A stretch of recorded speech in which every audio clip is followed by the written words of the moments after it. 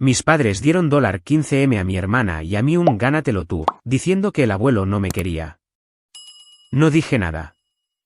Entonces, el abogado se levantó y leyó un secreto que hizo gritar a mi madre. Mi nombre es Sofía Castillo.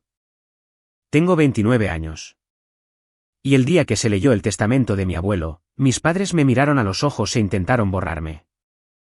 Estaba sentada en una larga mesa pulida, con las manos tan apretadas que mis nudillos se pusieron blancos, mientras mi hermana sonreía frente a mí con un vestido de diseñador, actuando como si ya fuera la dueña del lugar.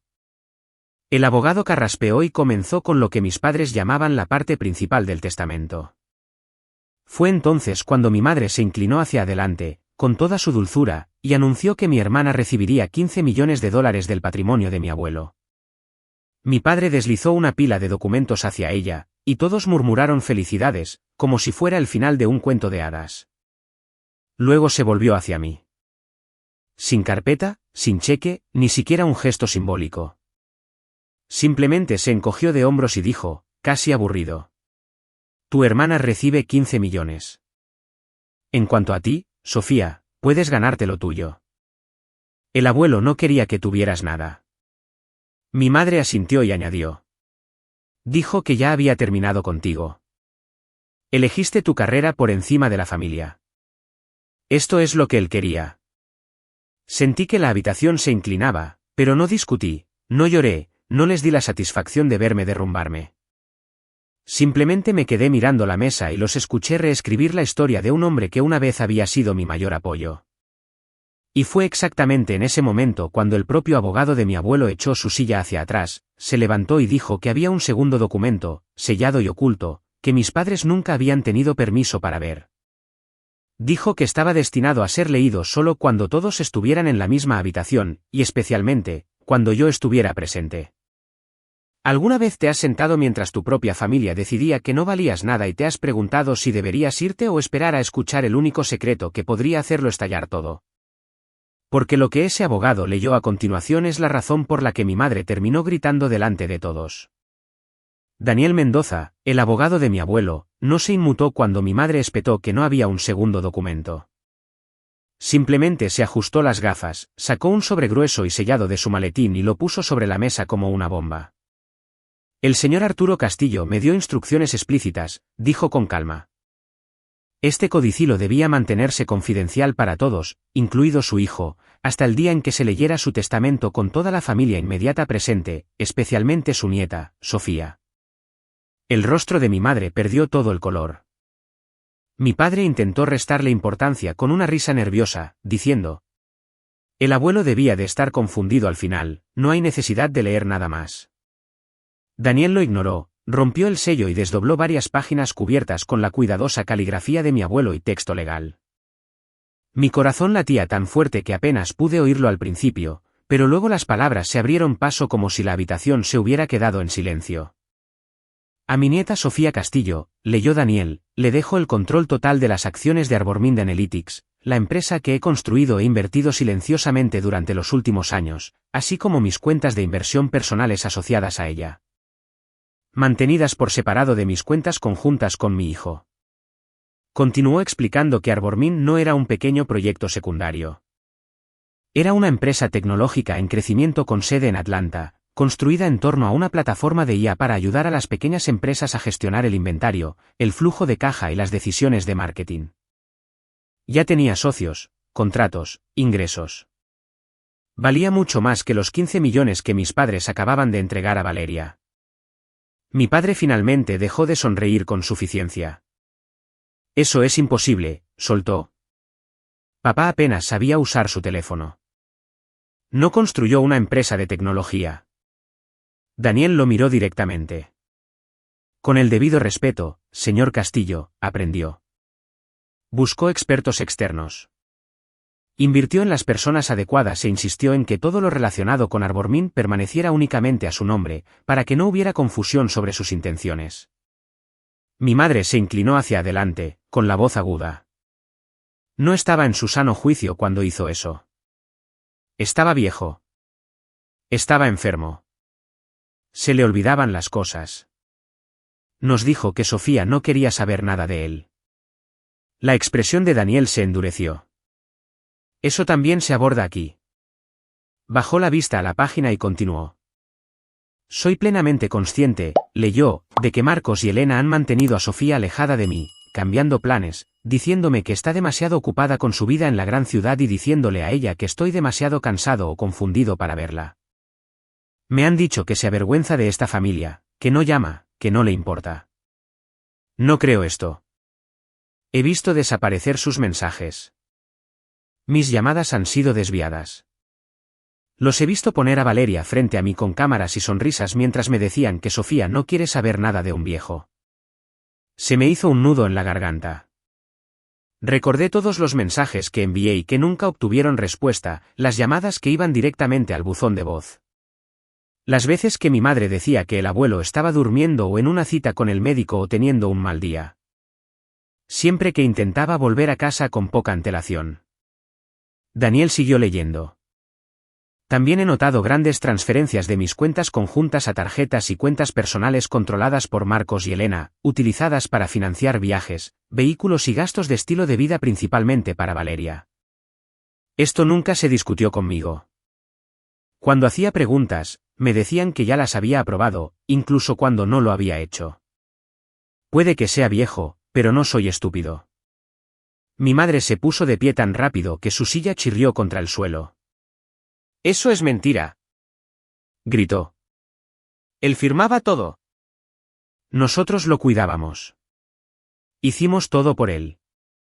Mientras ella estaba en Chicago persiguiendo algún sueño informático». Me señaló con un dedo como si yo fuera el problema, como si mi existencia fuera el insulto. Mi padre intentó un ángulo diferente, su voz más fría. Papá claramente escribió eso bajo presión. Tenía momentos de paranoia. Ya sabes cómo es al final. La gente se vuelve desconfiada. Daniel no se movió. Su tono nunca se elevó, pero cada palabra sonaba pesada. Señor Castillo. Este codicilo fue redactado y firmado en mi oficina con una autorización médica de su doctor que certifica que estaba plenamente competente. Estoy preparado para presentar esos registros si es necesario. Al otro lado de la mesa, el rímel de Valeria comenzaba a correrse. Se aferraba a la carpeta con sus 15 millones como si pudiera desaparecer si aflojaba el agarre. ¿Y qué? Espetó, con la voz temblorosa. Simplemente le da una empresa cualquiera y nos deja a nosotros como ladrones. Yo lo cuidé. Yo estuve allí. Publiqué sobre él. La gente amaba nuestros vídeos. Su elección de palabras me golpeó más fuerte de lo que quería admitir. Me habían editado de la vida de mi propio abuelo mientras ella lo convertía en contenido. Miré a Daniel, esperando que hubiera más, necesitando pruebas de que no había imaginado cada correo electrónico, cada llamada, cada vez que lo intenté. Él suspiró, echó un vistazo a la última página y luego miró a mis padres de nuevo. Arturo sabía que habría resistencia, dijo. Anticipó que cuestionarían su memoria, su capacidad, sus decisiones. Dejó más instrucciones y evidencia adicional que presentaré si esto llega a los tribunales. Las manos de mi madre temblaban visiblemente ahora. Agarró el brazo de mi padre. Marcos, haz algo, siseó. No podemos permitir que esto siga así. No puede simplemente reescribir todo lo que acordamos. Por primera vez, mi padre no tuvo una respuesta rápida. Miró los papeles frente a Daniel como si estuviera haciendo los cálculos y dándose cuenta demasiado tarde de que los números ya no lo favorecían. Sentada allí, escuchando todo, las piezas en mi cabeza comenzaron a encajar. Las festividades perdidas, las visitas canceladas en el último minuto. La forma en que mis padres siempre insistían en manejar cualquier asunto bancario para hacer las cosas más fáciles. La forma en que Valeria presumía de viajes y bolsos de diseñador sin un trabajo real que lo respaldara.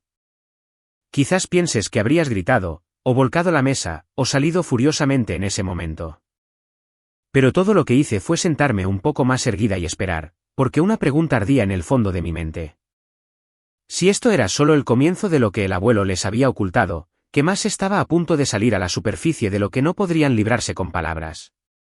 Cuando Daniel dijo que mi abuelo había visto desaparecer sus mensajes, algo se soltó en mi memoria. Y de repente, ya no estaba en esa sala de conferencias. Estaba de vuelta en Savannah, sudando a través de mi camiseta en el porche delantero mientras mi hermana Valeria giraba en el camino de entrada con un traje de baile nuevo. Mi madre la estaba filmando con su teléfono, gritando, «Da una vuelta, cariño». A los seguidores les encanta esto, mientras mi padre cargaba maletas en el maletero para su viaje de fin de semana a Orlando. Yo tenía 14 años y sostenía un folleto de un campamento de verano de programación en el colegio comunitario. Y cuando intenté dárselo a mi madre, apenas lo miró. «Ya te dijimos que eso es demasiado caro», dijo, con los ojos todavía en Valeria. «Quizás el próximo año. Además, ya pasas suficiente tiempo en esa computadora tuya. Sal a la calle o algo». Me devolvió el folleto a las manos como si fuera correo basura. Ese era el patrón. Dinero para las competencias de baile de Valeria, para su aro de luz, para su marca, para otro par de zapatillas de edición limitada porque se verían bien en cámara. Para mí, siempre era quizás más tarde, quizás el próximo año, quizás cuando las cosas estén menos apretadas.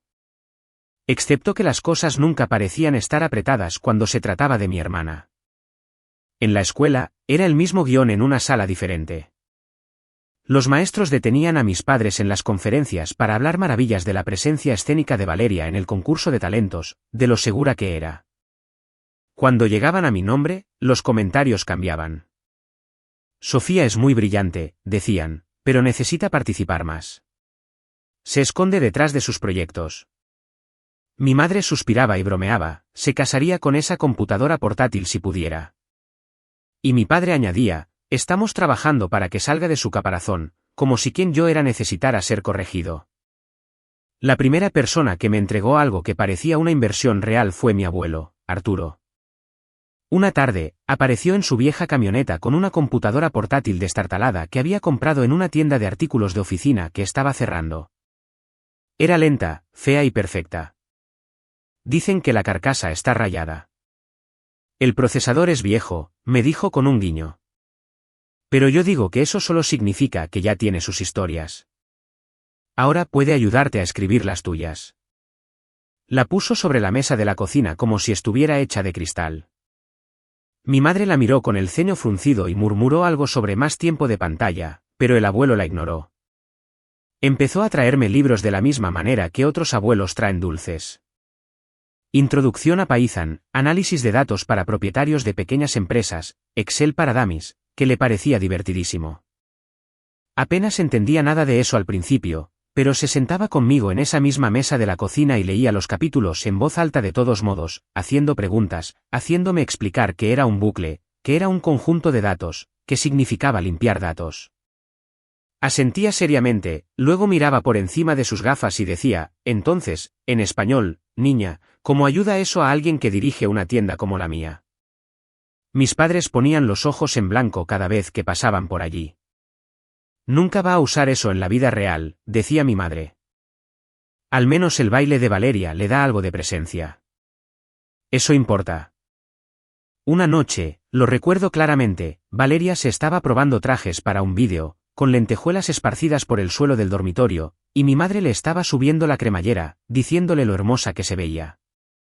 Entré emocionada, sosteniendo una impresión de un pequeño gráfico que había hecho, mostrando cómo la tienda del abuelo podría ahorrar dinero si reordenaba ciertos artículos solo una vez al mes en lugar de cada semana. Mira, dije. Si hace esto, podría ahorrar como $800 al año solo en clavos y tornillos. Mi padre lo miró por medio segundo y dijo. Eso está bien, cariño, pero no se puede dirigir un negocio con matemáticas de mentira de una adolescente. Valeria se rió y dijo. Vaya, ataque de nerd. Y volvió a practicar sus poses. El caso es que el abuelo sí lo miró. Al día siguiente, me llevó a su tienda, me guió por los pasillos y señaló los estantes. Muéstrame de nuevo, dijo. ¿Dónde cambiaríamos el pedido? Nos quedamos allí, entre latas de pintura y herramientas eléctricas, con mi arrugado trozo de papel, y él escuchó como si yo fuera una consultora que había contratado. Más tarde, me dio una palmadita en la cabeza y dijo. ¿Ves patrones que el resto de nosotros no vemos, Sofía? No lo olvides.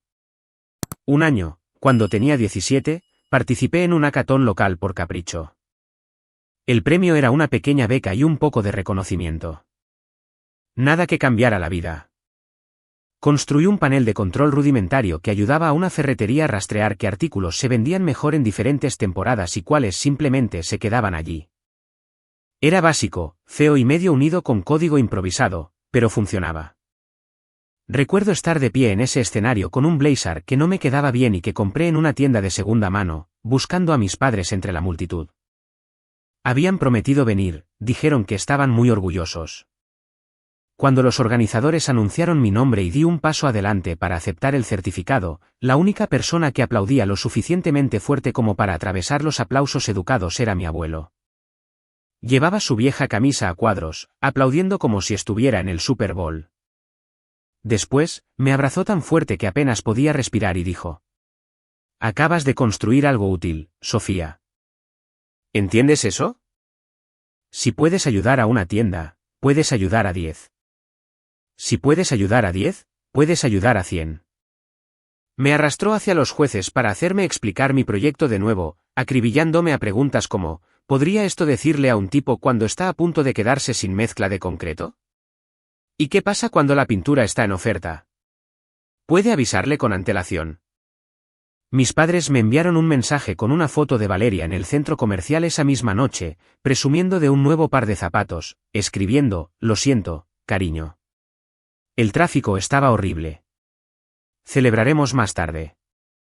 Nunca lo hicimos. Lo que sí hicimos fue repetir la misma dinámica una y otra vez.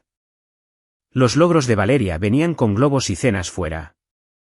Mis logros venían con un rápido, buen trabajo lanzado por encima del hombro, si es que llegaba. Mientras tanto, el abuelo seguía hablando de ideas. ¿Y si hubiera una herramienta que le dijera a las pequeñas tiendas cuándo reordenar pintura antes de que se agoten? Preguntaba. ¿Y si pudieras decirle a una panadería que cupcakes realmente les dan dinero, no solo los que se ven bonitos? Se sentaba en el mostrador de su tienda después de cerrar, con el libro de contabilidad abierto, y me preguntaba qué pensaba sobre diferentes números. En ese momento, pensé que solo me estaba siguiendo la corriente, haciendo que mis pequeños experimentos sonaran más grandes de lo que eran. Ahora sabía la verdad. Estaba pensando como un dueño, como alguien que había pasado su vida tratando de mantener los estantes llenos y las facturas pagadas. Mis padres decían que yo era rara, demasiado intensa, demasiado centrada en cosas que a nadie le importan. Valeria se reía y me decía que terminaría sola en una habitación oscura con un montón de pantallas, que a nadie le gustaba la gente de datos. El abuelo me dijo que iba a cambiar la forma en que la gente dirige sus tiendas. Empezó a mencionar cosas como socios, inversores y plataformas, palabras que sonaban demasiado grandes para nuestra pequeña cocina de pueblo. Una vez, cuando bromeé diciendo que nadie confiaría los datos de su negocio a una chica de 20 años, él negó con la cabeza. «No tienen que confiar en ti al principio», dijo. «Solo tienen que ver que funciona». Sentada en esa sala de conferencias años después, escuchando a Daniel leer las palabras que mi abuelo escribió sobre mensajes que desaparecían y dinero que se movía sin su consentimiento, me di cuenta de que la única persona que realmente había visto valor en lo que yo estaba construyendo se había dado cuenta mucho antes que yo de que el resto de mi familia nunca lo haría. Quizás por eso construyó Arbormin en secreto. Quizás sabía que si les daba acceso, lo desmantelarían, le pondrían la cara de Valeria y me dejarían sin nada más que una publicación vacía de felicitaciones y una sonrisa para la cámara. En lugar de eso, lo guardó, lo ató a mi nombre y esperó un día como este, cuando la versión de ellos de la historia finalmente chocaría con la suya. Cuando los recuerdos finalmente aflojaron su control, estaba de vuelta en esa mesa con todos mirándome como si acabara de ser arrastrada como evidencia en lugar de como familia. Daniel todavía sostenía los papeles, pero ahora estaba observando a mis padres en lugar de leer.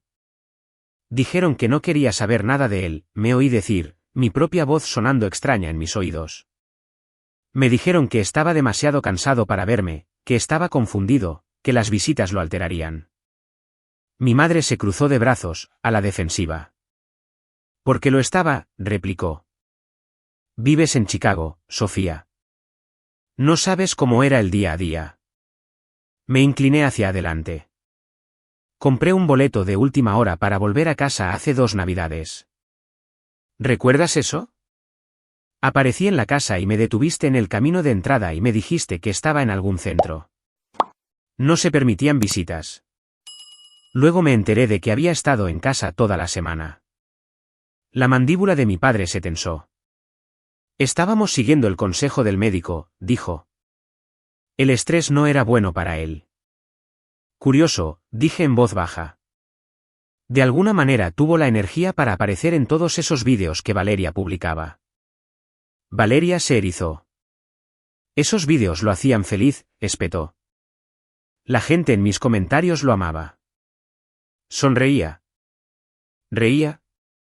Se sentía especial, no como un viejo pudriéndose en un sillón. Daniel dirigió su atención hacia ella. Valeria, dijo con calma, ¿supo alguna vez tu abuelo que te estaban compensando por algunas de esas publicaciones? Ella echó la cabeza hacia atrás. ¿Qué?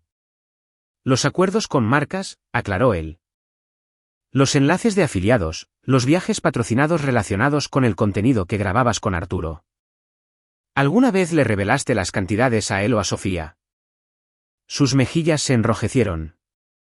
Eso no tiene nada que ver con esto, dijo. Estaba construyendo mi carrera. Mamá y papá dijeron que el abuelo quería ayudar. Me dijeron que todo era parte del plan.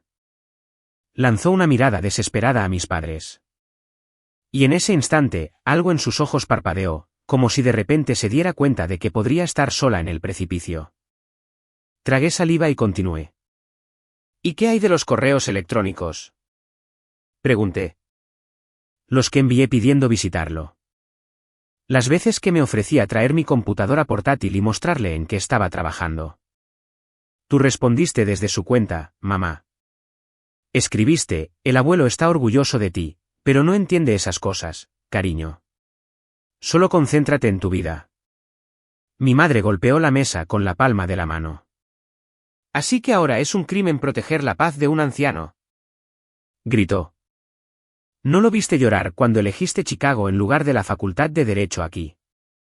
¿No lo oíste decir que ya no te reconocía? Daniel carraspeó. Si sirve de algo, dijo, Arturo nunca me dijo que no te reconociera, Sofía. Sí me dijo muy claramente que sentía que su relación contigo estaba siendo gestionada por él. Mi padre se burló. Gestionar es lo que se hace por un padre anciano, dijo. Deberías saberlo, redactas suficientes testamentos. Se vuelven paranoicos. Imaginan conspiraciones. Creen que todo el mundo les está robando. Daniel dejó los papeles y volvió a buscar en su maletín. Esta vez sacó una pequeña memoria USB negra. La dejó sobre la mesa entre nosotros. Arturo pensó que podrías decir eso, respondió.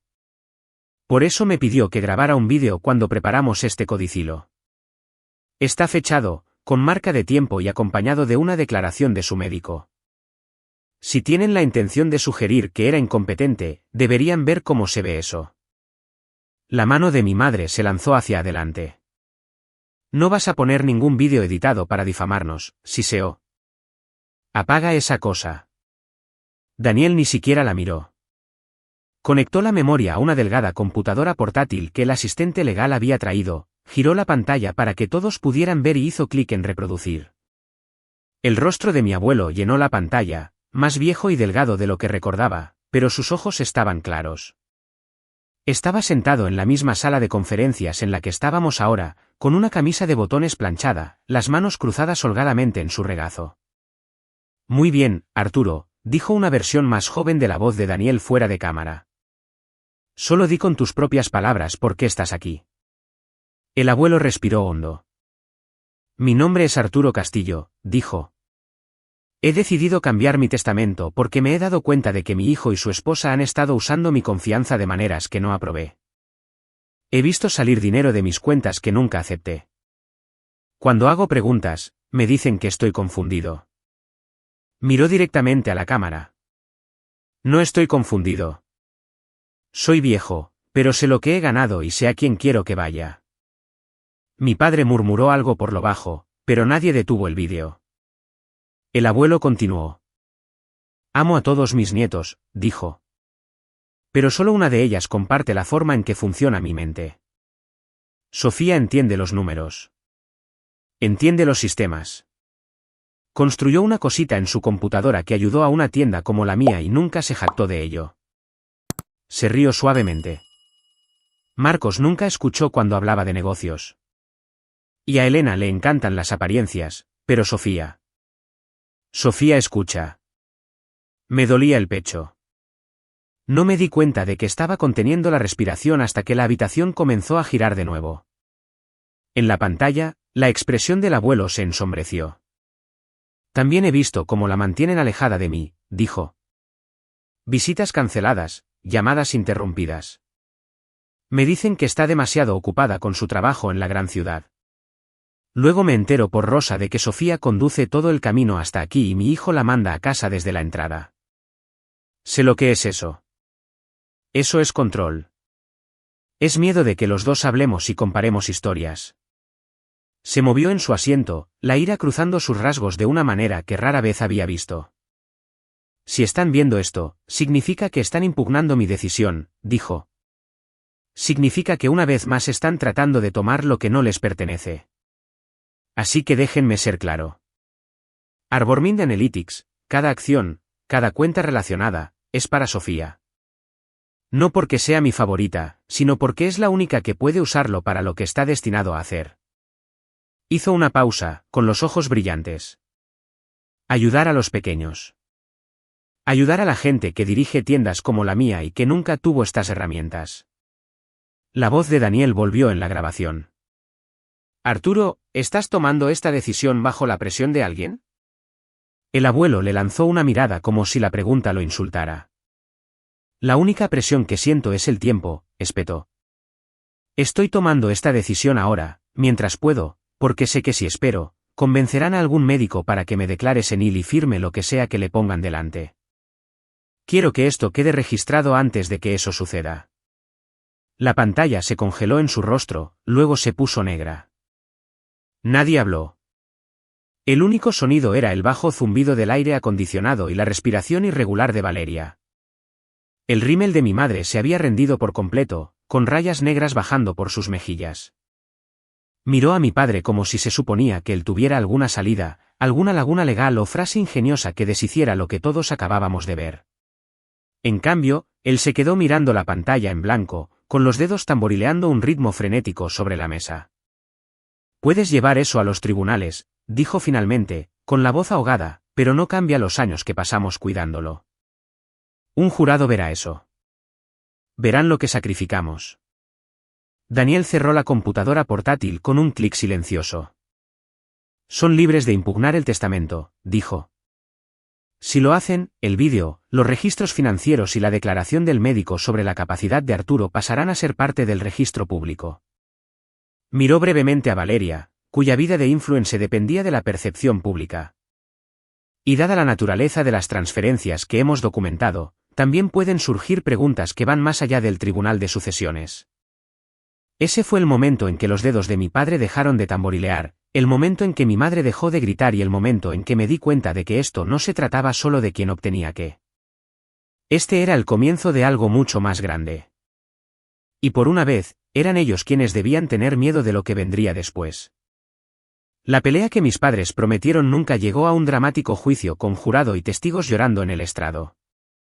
Una vez que Daniel presentó el codicilo, el vídeo y los registros bancarios, su farol se derrumbó bajo el peso de los números que no podían encantar o conmover. Hubo reuniones, por supuesto.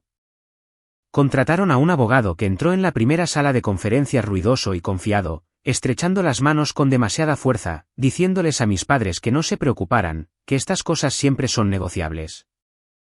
Salió después de la primera audiencia de divulgación con cara de necesitar una copa fuerte y un cliente diferente.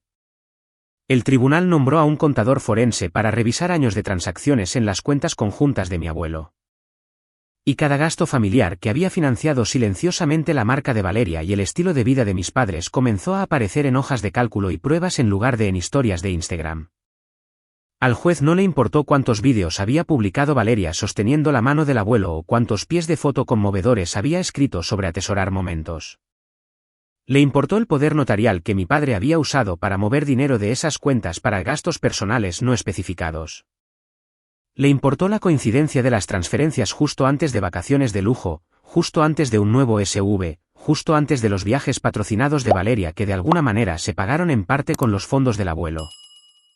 Le importó el hecho de que cuando Arturo cuestionó esos retiros, los correos electrónicos desaparecieron misteriosamente.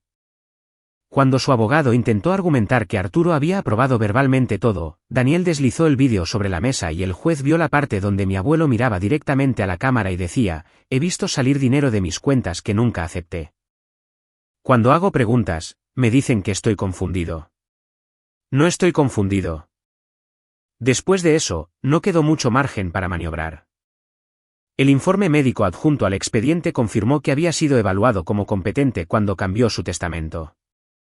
El informe del contador expuso el uso indebido de fondos en columnas a las que no les importaban los sentimientos de nadie. El tribunal validó el codicilo y confirmó que Arbormind Analytics y las cuentas asociadas eran mías, exactamente como Arturo pretendía.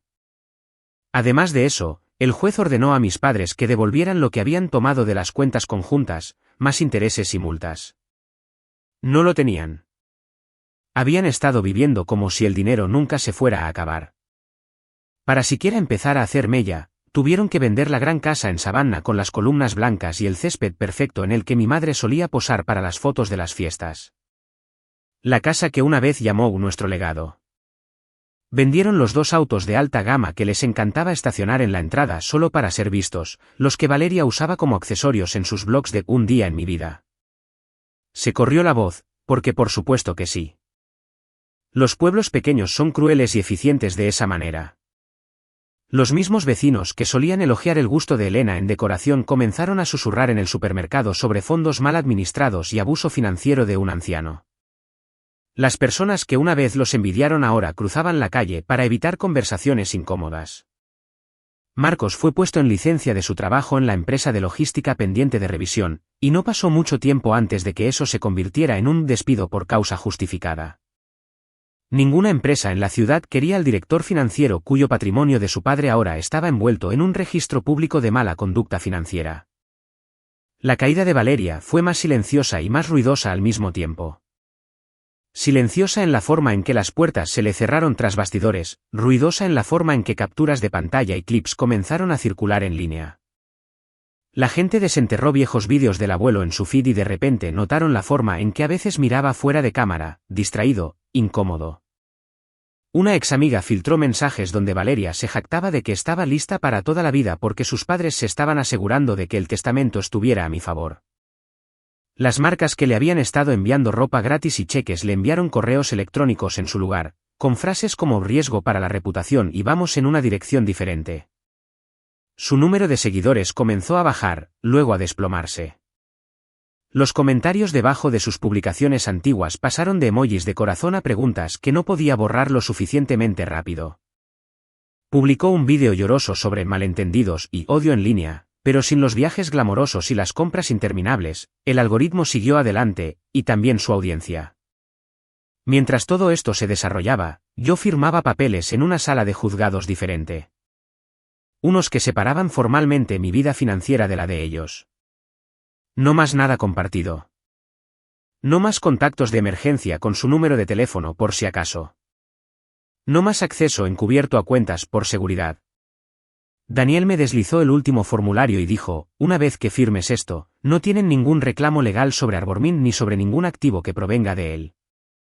Ni ahora, ni después. Mi mano tembló por un segundo, no por duda, sino por el peso de cortar el último cordón invisible. Luego firmé, y por primera vez, su decepción ya no era algo que pudiera costarme dinero o libertad. Me mudé a un modesto apartamento en Atlanta al principio, cerca de donde el pequeño equipo de Arbormind ya trabajaba en una oficina alquilada que todavía olía a pintura y alfombra nueva. Mi abuela Rosa se negó a quedarse en la casa de Savannah mientras la estaban vaciando para la venta. Así que empacó su vida en un par de maletas y vino conmigo, sus álbumes de fotos apilados encima de mis cajas de cables y cuadernos viejos.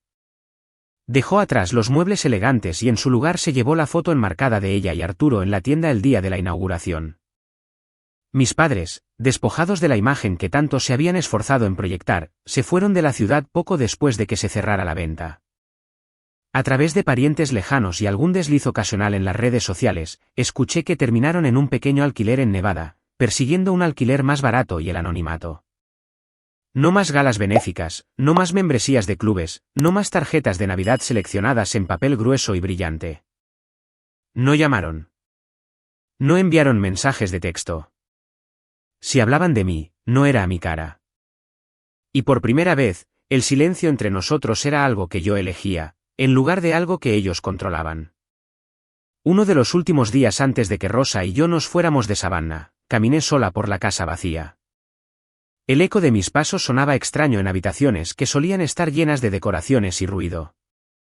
Me paré en la puerta del estudio donde una vez me había sentado en el suelo con esa computadora portátil destartalada, donde el abuelo se había inclinado sobre mi hombro para preguntar qué significaban todos esos números en la pantalla. Casi podía escuchar su voz, baja y divertida, diciendo, «Muéstrame cómo esto ayuda a un tipo como yo, Sofía». Las paredes ya no parecían pertenecer a la versión de mi familia de mis padres. Sin los muebles y las ilusiones enmarcadas, el lugar se sentía hueco, como un escenario después de que termina la función. Utilería retirada, público en casa. Cualquier actuación que hubieran estado montando aquí había terminado. El verdadero legado que Arturo dejó no era la madera y el yeso que estaban perdiendo. Era el código, la empresa y la convicción de que nunca más tendría que rogar para ser valorada. Ellos habían pasado años usando su dinero para construir una imagen. Él había pasado esos mismos años usando su mente para construir un futuro para mí. Al final, la imagen de ellos se desmoronó. Su futuro permaneció. 4 años después, si hubieras entrado en la oficina de Arbormind en el centro de Atlanta, nunca habrías adivinado que comenzó como un proyecto secundario en una computadora portátil destartalada y una promesa hecha en un testamento que casi fue enterrado. Ahora teníamos puertas de cristal de verdad, un logo en la pared, un equipo de 50 ingenieros, analistas y personal de soporte que pasaban sus días construyendo herramientas para personas que se parecían mucho más a mi abuelo que a los amigos del club de campo de mis padres. Nuestra plataforma ayudaba a pequeñas ferreterías, panaderías, barberías, bodegas de esquina, lo que se te ocurra, a rastrear su inventario, pronosticar la demanda y entender qué productos realmente les daban dinero. Cuando se acercaba una tormenta, Arbormind podía decirle a una pequeña tienda costera exactamente cuántos generadores pedir. Cuando una panadería quería saber qué cupcakes dejar de hacer, nuestros paneles de control respondían en un lenguaje sencillo. Cada vez que un cliente llamaba para decir, «No quebramos este trimestre gracias a su software», escuchaba la voz de mi abuelo de la misma manera que había dicho, «Ayuda a los pequeños». Organizábamos talleres gratuitos 2 veces al mes, invitando a los dueños de negocios locales a nuestro espacio, dándoles pizza, guiándolos a través de sus números de una manera que ningún banco lo había hecho. Creé un fondo de becas a nombre de Arturo para estudiantes de familias trabajadoras que querían estudiar datos o ciencias de la computación. Y cada año entregábamos una pila de computadoras portátiles restauradas como la que él me había comprado, excepto que estas realmente se encendían en menos de 10 minutos. Valeria se puso en contacto el segundo año después de la lectura del testamento. Comenzó con un largo correo electrónico que estuvo en mi bandeja de entrada durante semanas antes de que lo abriera. No pedía dinero. No pedía una mención. Simplemente escribió sobre cómo su número de seguidores se había desplomado. Cómo se secaron los patrocinios. Cómo había pasado de volar para viajes de marca a fichar en una pequeña agencia de marketing donde a nadie le importaba cuántos me gusta solía obtener, solo si podía cumplir con los plazos.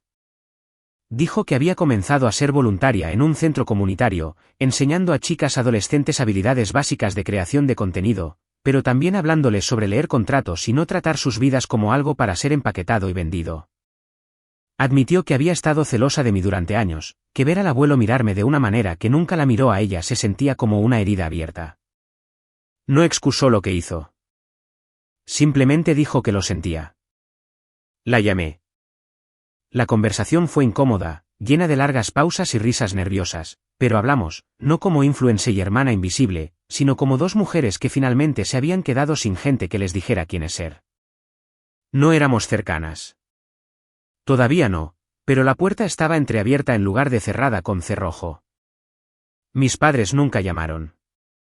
A través de la abuela Rosa y algún pariente ocasional, escuchaba fragmentos de actualizaciones. Marcos consiguió un trabajo haciendo contabilidad básica para una pequeña firma en el oeste. Nada cerca del nivel ejecutivo del que solía presumir. Elena se quedaba en casa principalmente, rara vez publicando en línea ya. La vida glamorosa reemplazada por muebles de descuento y café genérico. Pasaron de ser la pareja que todos envidiaban a la pareja de la que la gente bajaba la voz para hablar. Rosa y yo construimos nuestro propio ritmo tranquilo en Atlanta. Ella reclamó el rincón soleado de mi sala de estar para su mecedora y su tejido. Y cada noche nos sentábamos en el balcón con comida para llevar y veíamos las luces de la ciudad encenderse. A veces me contaba historias sobre Arturo en los primeros días, cuando era solo un niño reponiendo estantes, mucho antes de ser dueño de nada. Otras veces nos sentábamos en un silencio cómodo, del tipo que solo obtienes con alguien que te ha visto en tu peor momento y nunca intentó editarte. A la gente le gusta decir que el éxito es la mejor venganza. Quizás tengan razón. Pero sentada allí con mi abuela, sabiendo que Arbormin le estaba dando a familias como la nuestra una oportunidad de luchar sin que nadie necesitara robar o mentir para que sucediera, me di cuenta de algo más. La verdadera venganza no era el dinero, ni los gráficos de crecimiento, ni los artículos de prensa. Era saber que la parte de mí que mis padres habían descartado como inútil, la chica con la obsesión por la computadora sin sentido, fue la parte que construyó una vida que ellos ya no podían tocar. La primera vez que conté toda la historia en voz alta a extraños fue en un escenario en Nueva York, bajo un círculo de luz roja con cámaras apuntando a mi cara y un TED brillante detrás de mí. Mis palmas sudaban alrededor del control remoto, pero mi voz era firme cuando comencé de la manera en que todo había comenzado para mí. En la lectura del testamento de mi abuelo, mis padres le dieron a mi hermana $15 millones y me dijeron que me ganara lo mío. Dijeron que el abuelo no me quería. Estaban equivocados. La audiencia se rió en los momentos adecuados y se quedó en silencio sepulcral en los más pesados mientras los guiaba a través de todo. No todos los detalles complicados, pero sí los suficientes. Como mi familia decidió que yo era la rara, la difícil, la que no encajaba en la foto que querían publicar. Como mi abuelo apostó silenciosamente todo por la parte de mí que intentaron borrar. Como la codicia y la manipulación casi entierran esa apuesta para siempre. Les hablé de Arbormin. De las tiendas de pueblo que ahora usan nuestras herramientas. De la dueña de la panadería que lloró en una llamada de Zoom porque pensó que perdería el negocio que su madre comenzó, y luego no lo perdió. Puse una diapositiva con la letra de mi abuelo, sus notas sobre ayudar a los pequeños, y sentí que algo en mi pecho se aflojaba que había estado tenso durante años. Cuando terminé y los aplausos me inundaron, no se sintió tanto como una reivindicación, sino como la confirmación de que su fe en mí había aterrizado en un lugar real. Más tarde esa noche, de vuelta en mi apartamento, me quité el blazer y los tacones y me senté en el borde de mi cama con el único objeto del abuelo que llevo a todas partes ahora, su viejo reloj de pulsera. La correa de cuero está agrietada, la esfera un poco rayada. Pero cuando abres la tapa trasera, hay una pequeña foto mía a los 17 años, de pie junto a mi proyecto del hackathon con el pelo encrespado, sonriendo como una tonta. En el metal a su alrededor, le había pagado a alguien para que grabara una frase, para la nieta que nunca entendieron, pero en la que siempre creí. Pasé mi pulgar sobre las palabras hasta que se volvieron borrosas. Durante mucho tiempo, pensé que la única forma de ganar era hacer que mis padres se comieran sus dudas, forzarlos a admitir que estaban equivocados sobre mí.